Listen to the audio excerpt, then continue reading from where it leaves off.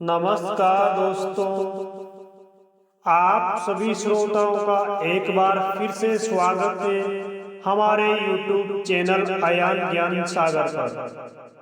श्रोताओं, आज हमारे एक श्रोताओं ने कमेंट बॉक्स में कमेंट करके एक पहेली पूछी है। उनके द्वारा पूछी गई पहेली इस प्रकार से है। अंध के ऊपर धुंध भयो, शोर भयो बड़ भारी, बिना बाप बेटा भयो, माय नात में तारी।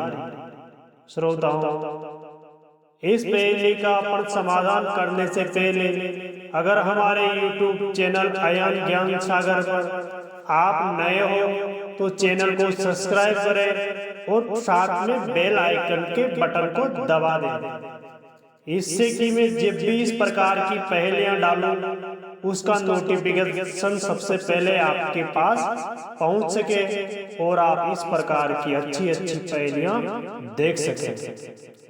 तो श्रोताओं, आइए अपन इस पहेली को शुरू करते हैं। श्रोताओं, ये पहेली महाभारत के उस काल से ली गई है जब महाभारत के समय में हस्तिनापुर पर साम्राज्य का खतरा मंडरा रहा था। श्रोताओं, हस्तिनापुर में चित्र और विचित्र वीर्य की मृत्यु हो चुकी थी और हस्तिनापुर राज्य को संभालने वाला कोई नहीं था। उस समय माता सत्यवती सोचती है कि अब हस्तिनापुर का साम्राज्य कौन संभालेगा। माता सत्यवती एक दिन अपने पास भीष्म को बुलाती है और भीष्म से कहती है कि हे भीष्म, तू ये प्रतिज्ञा छोड़ दे और अम्बा से शादी कर दे। जो अम्बा से पुत्र प्राप्त होगा वो हस्तिनापुर का राजा बन जाएगा और हस्तिनापुर को संभाल लेगा। लेकिन भीष्म माता सत्यवती की बात को नहीं मानता है। भीष्म माता सत्यवती से कहता है कि नहीं, मैं अपनी प्रतिज्ञा पर अड़िग हूं, मैं अपनी प्रतिज्ञा कभी नहीं छोड़ूंगा। इस बात को सुनकर के माता सत्यवती और भी चिंतित रहने लगती है और वो एक उपाय सोचती है। माता सत्यवती भीष्म से कहती है कि मैंने कुंवारेपन में एक पुत्र को जन्म दिया था, वो अभी गंगा के पहली पार एक कुटिया में तपस्या करता है। आप जाओ और उस मेरे पुत्र व्यास को बुला करके लाइए। इस पर भीष्म माता सत्यवती की बात सुन करके गंगा के पहली पार उस कुटिया में चला जाता है। उधर वेद व्यास जी भीष्म के आने की खबर अपनी तपस्या बल के माध्यम से पहले ही देख चुके होते हैं। वेद व्यास जी सोचते हैं कि कुटिया में भीष्म आए हुए हैं तो मुझे उनसे मिलना होगा। भीष्म वेद व्यास जी से कहते हैं कि आपने माता सत्यवती को बुलाया है, आपको चलना होगा। इस पर वेद व्यास जी कहते हैं कि माता सत्यवती मेरी माँ है और मुझे मेरी माँ ने बुलाया है तो मुझे अवश्य चलना होगा, मैं आपके साथ में चलूंगा। ऐसा कह करके भीष्म के साथ में वेद व्यास जी आ जाते हैं।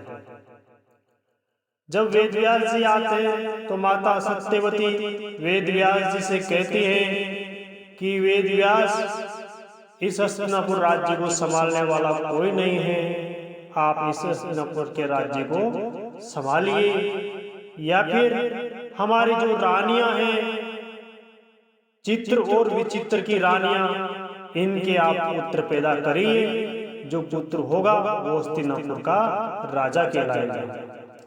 इस पर वेद व्यास जी अपनी माता से कहते हैं कि हे माते, मुझे इस काम के लिए 1 वर्ष का समय चाहिए। इस पर माता सत्यवती कहती हैं कि वेद व्यास, मैं नहीं जानती 1 वर्ष, 2 वर्ष और 3 वर्ष, मुझे तो सिर्फ इन रानियों के पुत्र चाहिए और जल्दी से जल्दी चाहिए। इसमें वेद व्यास जी इसका उपाय सोचते हैं वेद व्यास जी माता सत्यवती से कहते हैं कि माते आप ऐसा करिए, आपकी जो रानियां हैं उन रानियों को मेरे सामने से निर्वस्त्र होकर के निकाल दीजिए। उनसे जो पुत्र पैदा होगा वो पुत्र आपके हस्तिनापुर का राज्य संभाल लेगा। माता सत्यवती ऐसा ही करती हैं। वो चित्र और विचित्र की पत्नियों को निर्वस्त्र करके वेद व्यास जी के सामने से निकलने के लिए कहती है। चित्र और विचित्र की पत्नियां निर्वस्त्र होकर के वेद व्यास जी के सामने से होकर के एक एक निकलती हैं। सबसे पहले बड़ी रानी निकलती है। बड़ी रानी से वेद व्यास जी ज्येष्ठ होने के कारण बड़ी रानी जब भी वेद व्यास जी के सामने से निर्वस्त्र होकर के निकल रही थी तो वो श्रम के मारे अपनी आंखों को मूंद लेती है। मूंदने के कारण बड़ी रानी से जो पुत्र प्राप्त होता है, जो पुत्र पैदा होता है, वो पुत्र आंखें मूंदने के कारण अंधा पैदा होता है। तो श्रोताओं, जो ये अंधा पुत्र पैदा होता है ये पुत्र दृष्ट राष्ट्र पैदा होता है।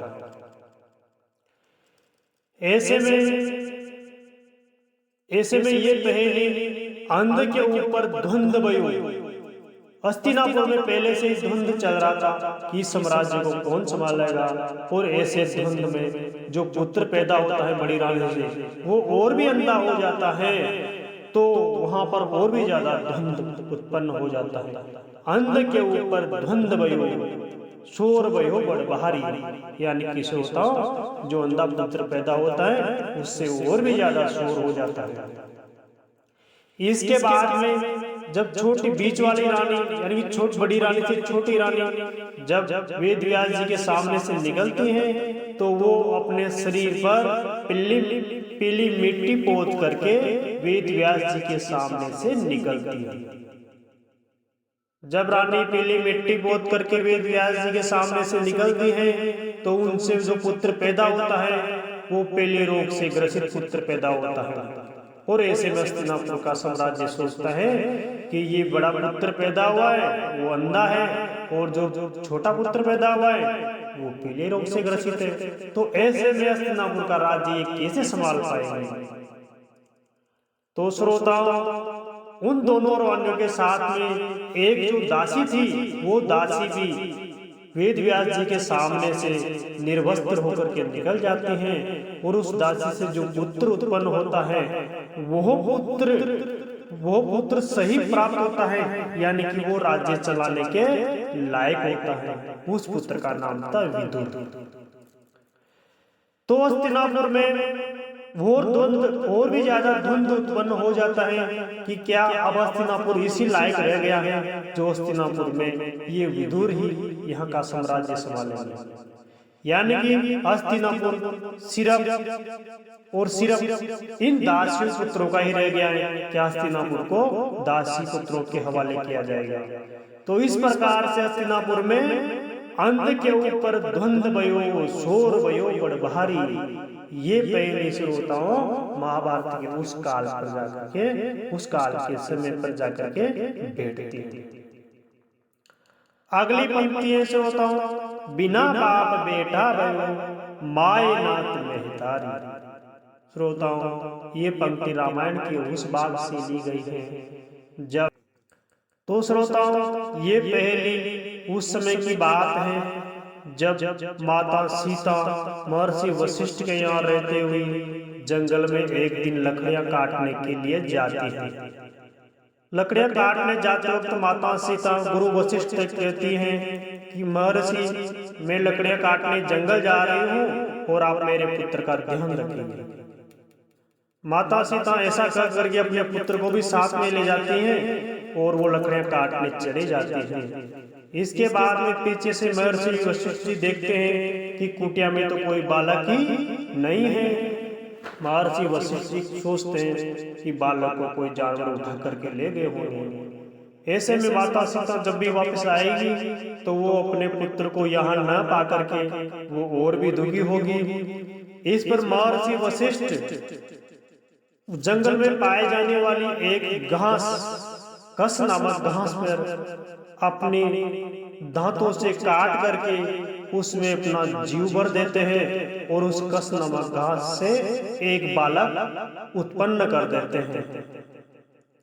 उस बालक को उत्पन्न करके महर्षि वशिष्ठ जी कुटिया में सुला देते हैं। जैसे ही माता सीता वापस आती हैं तो वो देखती हैं कि कुटिया में एक बालक है। माता सीता गुरु से कहती हैं कि गुरुवर, मैं तो मेरे पुत्र को मेरे साथ में ही ले गई थी और ये पुत्र किनका पुत्र है? ये तो मेरा पुत्र नहीं है। इस पर गुरु वशिष्ठ जी कहते हैं कि मैंने सोचा कि आपका पुत्र को शायद कोई उठा करके ले गए, इसलिए मैंने इस बालक को बनाया है। यानी कि मैंने मेरी तपोबल के माध्यम से ये बालक बनाया है। इससे गुरु वशिष्ठ जी उस बालक को मारने लगते हैं तो माता सीता कहती हैं कि आप इसे मारे मत, मैं इसी को पाल लूंगी, यानी कि इसका पालन पोषण भी मैं ही करूंगा। तो श्रोताओं, किसी के द्वारा ऐसा भी बताया जाता है, कुछ ऐसा भी बताते हैं कि भगवान श्री राम के 2 पुत्र हुए थे, लव और कुश। जबकि श्रोताओं ऐसा नहीं है। भगवान श्री राम से माता सीता को सिर्फ एक ही पुत्र होता है, लव। कुश को गुरु वशिष्ठ जी ने अपना तपोबल के माध्यम से पैदा किया था और उन्होंने ना वहां पर कोई भगवान श्री राम थे और ना वहां पर उस समय पर सीता माता थी। उन्होंने बिना माँ बाप के, बिना भगवान श्री राम के, बिना माता सीता के उस बालक को उत्पन्न किया था। तो ये पहले उस समय की है मित्रों, जब ये कहा जाता है कि बिना बाप बेटा भयो माए नात महतारी, यानी कि वहां पर ना तो भगवान श्री राम थे और ना ही माता सीता थी। बिना माँ बाप के गुरु वशिष्ठ जी ने अपने तपोबल से कुश को जन्म दिया और कुश का नाम श्रोताओं कुश इसीलिए रखा गया है क्योंकि उनका जन्म कस नामक एक घास से हुआ था।